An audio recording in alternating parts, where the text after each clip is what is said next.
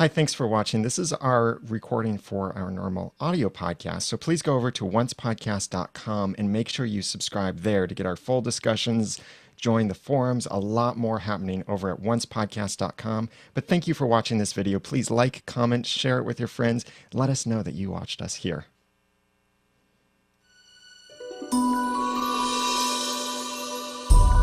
You're listening to Once, episode 180, Darkness on the Edge of Town, Initial Reactions.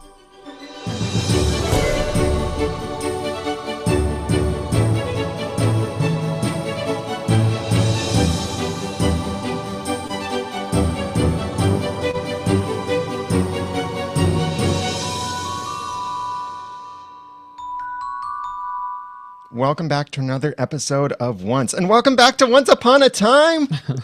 This is the unofficial podcast for ABC's TV show, Once Upon a Time. I'm Daniel J. Lewis. I'm Jeremy Laughlin. And we're happy to have you joining us. And thank you very much for your support in the Podcast Awards. We are finalists for Best Produced Podcast. I'll tell you more about how you can support us and more in our other shows in the running as well later on. But thank you for your support. You are awesome. And it's awesome that Once Upon a Time is back. This was a cool episode. And brings a lot of answers and a lot of new questions that, as Once Upon a Time does, questions that we didn't know we were wanting the answers to, but now we have these questions. Yeah. Right off the bat, they showed some time had passed. Finally. I mean, how did these people go from disaster to disaster to disaster for so long without, what was this, 6 weeks? Yeah, something like that. They finally got to rest and things got to go back to normal, and Regina got to burn Snow's artwork in her office. Yeah, so Regina's mayor again. Yes. Why did that happen? Did they vote? Maybe Mary Margaret just decided, hey, this mayor mama thingy isn't for me, so how about you do it? You're not nursing a baby, so you be mayor again. But apparently it's still her town. Yeah. It's kind of like things keep coming full circle in many ways.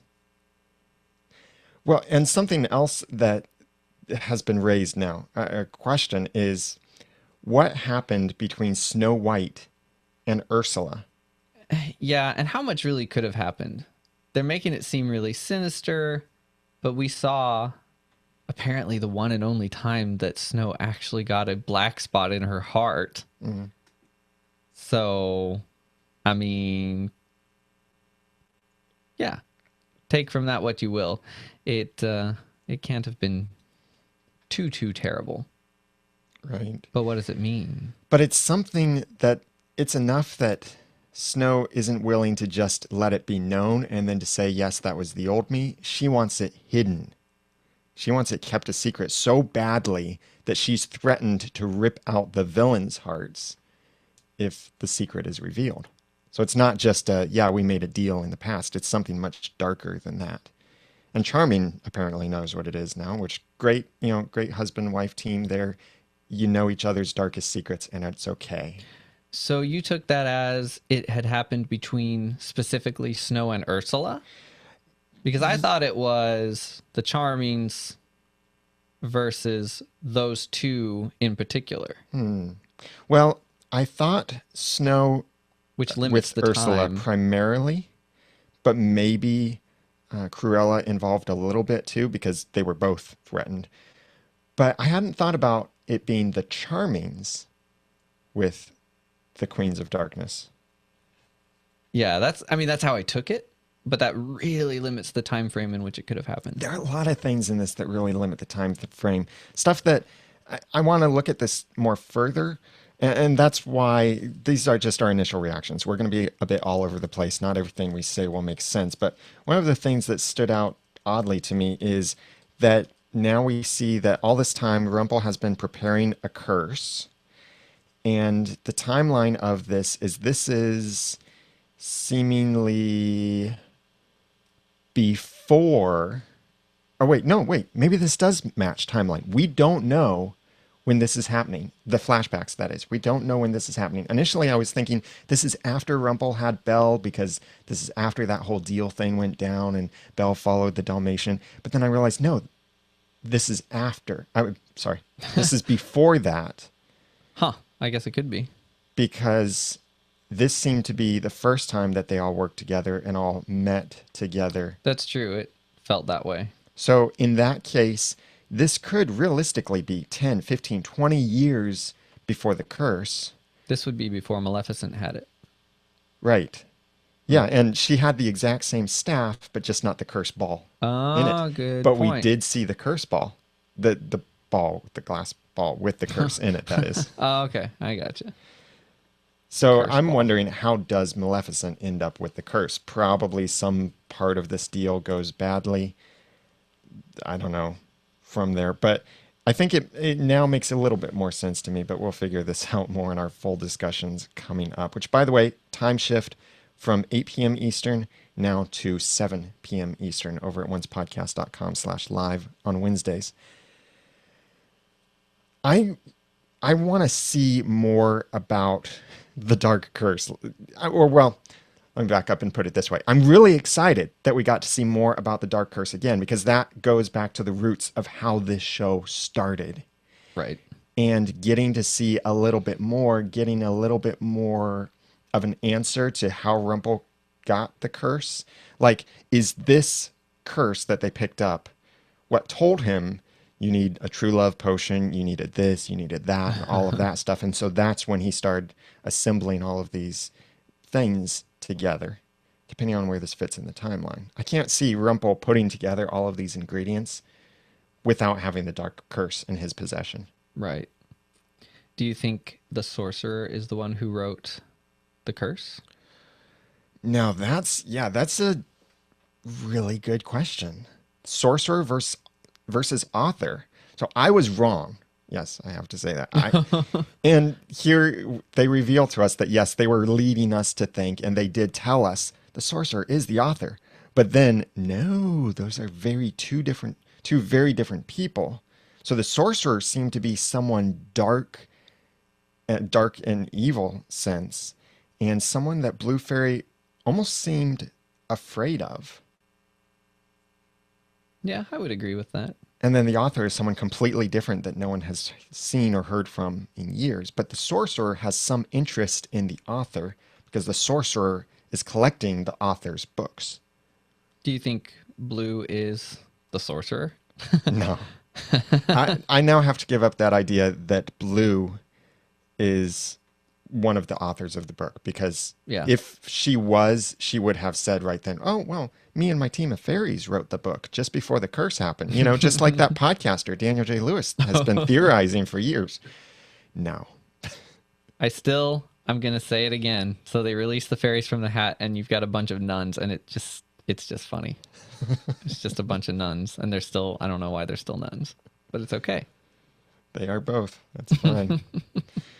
But speaking of releasing things from the hat, we are very grateful for your kind support. When you dig into the hat, dig into the pockets, dig into wherever you need to find money to support the podcast, especially the monthly donations. Like during the hiatus time, the donations that keep coming really help a lot to keep the server running, keep covering the expenses that we have. Even when we're not podcasting, it does cost to run the podcast. That's the way it works.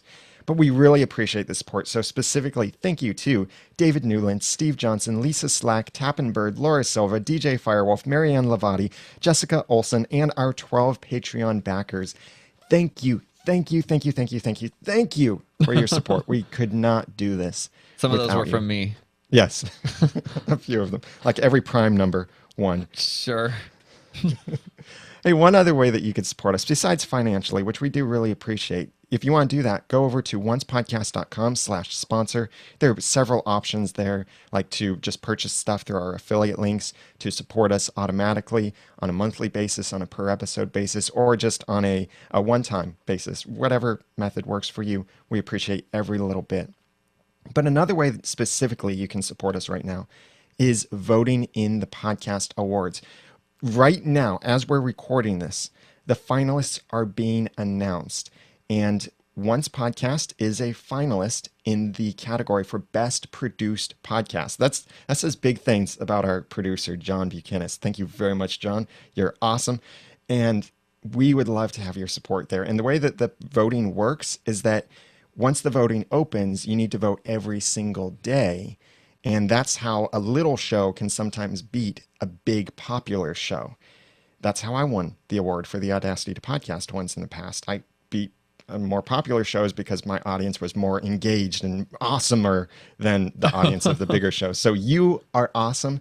Please go vote for not just Once Podcast, but we have a few podcasts in the finalist positions. The announcements are still coming out right now, so I can't say exactly what other podcasts, but I think we have another one in the entertainment category, and we have one in business. I think maybe one in comedy, maybe one in technology. So there are several different categories. Best thing to do is go to oncepodcast.com/podcast awards, and you'll be able to find the information about what shows to vote for and more information. There will be a video there showing you how to vote and such. And we'd really appreciate that support, because this is not about how awesome we are. This is about how awesome you are. So if you could go and vote every single day, and in fact, there's a way there on the oncepodcast.com/podcast awards page that you can sign up for an email list, that all we'll do with that list is just email you every day to remind you, please vote today. Make sure you're voting with these different categories. So check that out, please. oncepodcast.com/podcast awards, because you are awesome. And now you have a chance to prove it. Yeah, with Jeremy's ultimatum. Speaking of proving things, I wonder what kind of comedy will ensue from trying to see Ursula. I feel like I'm talking like Yoda tonight. From seeing Ursula and Cruella trying to act repentant. Right. And trying to make friends, trying to do all of these things they're not good at doing. They already sounded fake, or at least Cruella. I mean, Ursula did on the phone. I thought she sounded pretty fake. I thought the whole plan was maybe for them to pretend like they were reformed and wanted in, and then Rumpel was going to somehow get in touch and warn everybody that it was a trick and they were going to let him in. Right. But no, they just let them in, and then for whatever reason, just let them keep the scroll. That's cool.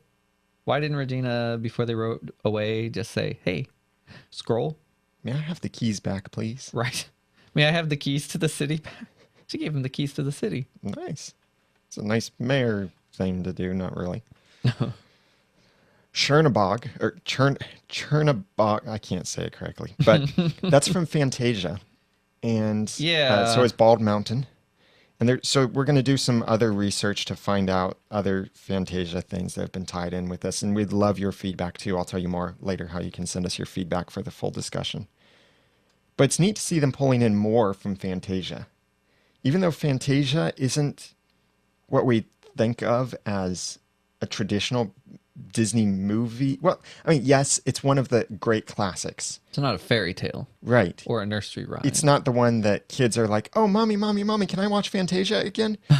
No. Well, maybe some kids are. Don't speak for all the kids out there. Yeah, that's true. But normally you'd think of the fairy tale stories, but Fantasia is one of the classics. And certainly Fantasia was an amazing work of art for its time. And they've already pulled elements from Fantasia, like the Sorcerer, Sorcerer's Apprentice, Walking the Hat. brooms. Yeah, all of that stuff. That's from Fantasia. So it's neat to see them pulling in even more from this. I wonder, are we going to see like construction workers dancing around while they're working on the construction site and stuff? You have to see Fantasia. I'm going to have to see it again, apparently. Yeah, so we'll watch some of that. But this demon thing, I thought was going to be more of a menace than that. It's kind of a single-minded menace. Did it seem like its size changed a couple times? Yeah, maybe. It was really big on top of the clock tower, and then it was also on top of Emma's car, I thought... which I didn't think was as big as the clock tower, because we've seen people in that tower. I thought that it was going after Emma. I just had a feeling, because they were focused so much on the technical language. It's not after the one who has the darkest heart. It's after the one who has the potential for the most darkness. Yeah, it was slightly foreshadowed / underlined Yeah. 2 times. So now we know Emma has the most potential for Potential, darkness. not the darkest heart, just the potential. I would think that would be Henry somehow. Somehow. Because it all goes back to Henry. Oh well, these That was things season are 3. these things are sort of arbitrary, and they're made up for, well, in the same way fairy tales are written. Well, You I just think say, it well, can be once upon a true. time. Well, that's the name of the show, so I guess they can make up little pieces of lore. When you look at the characters who have magic, they've gotten the magic, in a sense, either to do something evil or to do something good. It was kind of like a personal or purposeful acquisition of magic previously. But Emma, no, she was born with magic and she learned how to use what she was already born with. Hmm. It to me it does seem to separate her a little bit from everyone else who has magic, and therefore it could seem like she has more potential to go any direction she wants to. But then again, I don't know about the whole good guy going bad suddenly sort of thing. Christopher Nolan, I'm looking at you right now. So I wonder where they could go with that. If it's even something they're going to go down. If Emma turns dark, here's my idea. Either it will be the Queens of Darkness persuade her. Maybe it's something she learns about Snow White's past, this strange thing we're going to learn. Maybe it's the sorcerer. Or what if the... Okay, I'm just throwing out stupid ideas now, but what if the author rewrites the book and it changes Emma, and Emma becomes the villain? Do you think that would have to be the result of a rewrite? It could be. They kind of established that rewriting the book isn't necessarily going to control anybody. Yeah, that's true. But they're still looking for it, so I don't know. It could be. I think they'll definitely they didn't bring it up for nothing. They'll do something with it. The question is, will it be 1 episode, 5 episodes, or an entire half season? Say season 5 part 1. Maybe they'll lead up to it, and that'll be the cliffhanger. Yeah, it could be. Because they've got to have some end game in mind with all of these things. Yeah, depending on how long they stretch this out. They have the hat and the Fantasia elements to tie this whole season together instead of having 2 completely separate stories, which solves one of my complaints from last year, which was that hard break between stories with no time in between for the characters to even breathe. Yeah, that's true. Something else about this episode is that we learn a nice an answer that Maleficent is not fully dead. And she is still in Storybrooke, and they're going to bring her back. Dead. Yeah, I kind of wanted to see Rumple outside of Storybrooke more, and see his struggling or doing things outside and manipulating things from the outside. Which it was cool that he was the professor who did the translation. He's all fancy on the email now. He sounded like he was going to go take over the world. So now he's trying to get back into Storybrooke. Yeah, and that's fine. And they did get the nuns, the fairies out of the hat right away. But at least some time had actually passed, even though we didn't see it. But why didn't they get anyone else out of the hat? Because the spell that Regina used was very specific to only get certain people out. But Rumple gave the translation, and so Rumple gave a translation that also included this beast. Right. I'm just wondering why they wouldn't... I mean, I guess that's like Pandora's box. You don't want to take everything out of there. And they didn't necessarily know about the apprentice specifically. Although Hook does. Yeah. You would think he might say, at some point. So there was this one guy. Maybe we should get him too. He can help. Well, he did say in this, as he and Belle were trying to plan, he said something about the old gentleman that was also sucked in there. That he wanted to get all of them out. And they said no. Apparently, just the ladies are out. The old guy likes it in the hat. I doubt that. It seemed Blue was not too happy with having been in there. Oh, by the way, I like the Lost reference, Mr. Clucks. Oh, Isn't yeah. that Hurley's chicken business, Mr. Clucks? Oh, we'll have to From do some Lost. fact checking I'm on pretty that. sure it is because that Been a name long was time. familiar. I'm like 99.999% confident That's on very that. certain. Mr. Cluck's Chicken Shack. Yep. Yep. Yeah. So nice. And it was probably, just taking a guess here, but probably Lindelof's voice at the drive-through. Is it? I think it's Lindelof that they normally use as a voiceover for the radio Could be. in Storybrooke. Yeah, one of them. Forgot that was a thing. Yeah, so we've got a lot to theorize about, and it's great to have the show back and more stuff to theorize about. So we want your feedback. What theories do you have? What things did you notice? What research have you done? What things do you know that can bring extra insight into what in the world is going on here, or what in the Storybrooke is going on here, since we're back in Storybrooke and everybody's in Storybrooke again. Send us your feedback for inclusion in our upcoming full discussion, which will be at 7 p.m. Eastern Time over at oncepodcast.com/live. Email your feedback to feedback@oncepodcast.com and include the subject line and write the episode title in the subject line, or just at least include the word darkness in the subject line so we know that it's for this episode. And you can also call and leave a voicemail at 903-231-2221, or go to the website, oncepodcast.com, and send a voice message through the website. You can also participate in the forums on the website to share your own theories, comment on other people's theories, and much more. And if you'd like to, comment on the show notes and share this episode, please share it, tweet it, like it, Facebook it, Reddit it, and share it on Pinterest and Tumblr and everywhere you can. So share this episode from oncepodcast.com/180. Did anything else stick out to you that you want to talk about? No. Okay.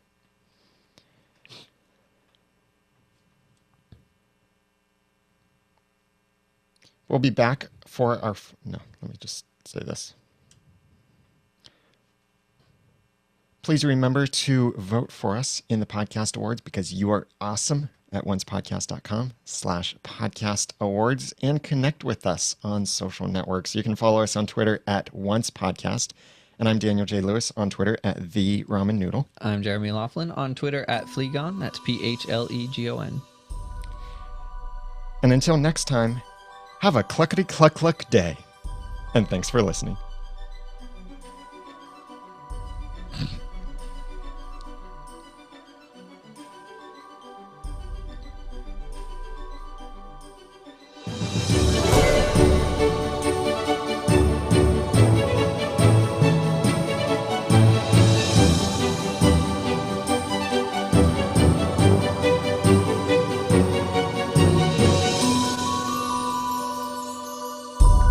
Once Podcast is a proud member of Noodle.mx Network. Find more of our award-winning and award-nominated podcasts to make you think, laugh, and succeed at Noodle.mx. Big thanks to our sponsors for this episode of the podcast. If you'd like to be one of them, then please go to oncepodcast.com/sponsor.